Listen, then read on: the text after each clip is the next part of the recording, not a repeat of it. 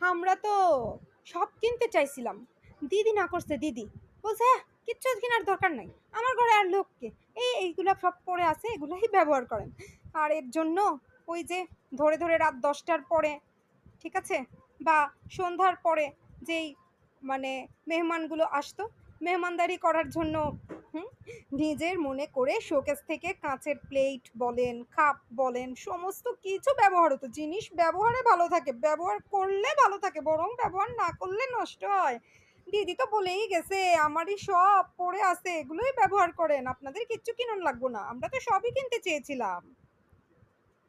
তারপর সেই কাঁচের প্লেট কাপ যেগুলোর মায়া দিদি এখন ছেড়েই দিয়েছে, এর জন্য যথেচ্ছ ব্যবহার করে ধুয়ে তারপর যেখানের জিনিস আবার সেখানে রাখতে, ফিরিয়ে রাখতেও কিন্তু এত অনীহা যে ঘরে একটা বাচ্চা আছে, কাঁচের প্লেট কাপ ওর হাতের নাগালে রাখলে সেটা ভেঙে ফেলতে পারে।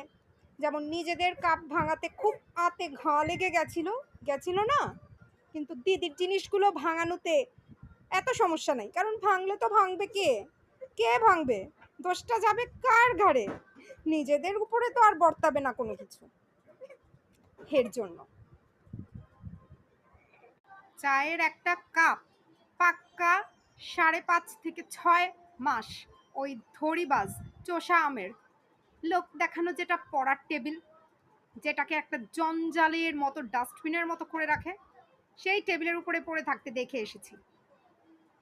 কিন্তু কাপটা কিন্তু ডাইনির, এবং এটা আমি স্পষ্ট চিনি, এটা দিয়ে আমি চাও খেতে দেখেছি অনেককেই, এটা নিয়ে কোনো সন্দেহ নাই।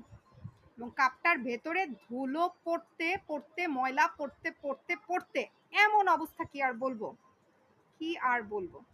কারণ ডাইনির সমস্ত কিছুই তো তাদের, ডাইনি নিজের মুখে বলে গেছে তাদেরকে, একদম ঘরের মানুষ যাকে বলে আপন, এমন আপন, ভাড়াটিয়াকে আপন করে নিতে পারে এরকম মালিক আজকালকার যুগে পাওয়া যায় নাকি, যায় নাকি? ডাইনির আন্ডারে দিন পার করা পাবলিক যদি এরকম ভাবে চলতো, ঘরের অবস্থা, পড়ার টেবিলের অবস্থা এরকম রাখতো, এটো কাপ পিরিচ প্লেট এইভাবে রাখতো, ডাইনি কি করতো জানা আছে।